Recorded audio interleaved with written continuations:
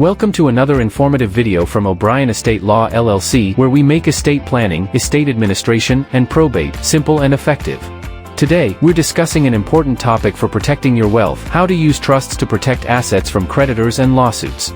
If you've worked hard to build your assets, it's natural to want to shield them from unexpected risks like lawsuits, business claims, or creditor actions. One of the most effective legal tools for this is a properly structured trust. Here's how trusts can help protect what you've built. Irrevocable trusts. Asset protection trusts. Spendthrift provisions.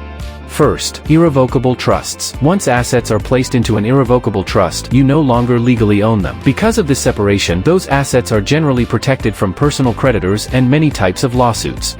Second, asset protection trusts. These are designed specifically to safeguard wealth while still allowing certain benefits to you or your loved ones, depending on how the trust is structured and the laws in your state.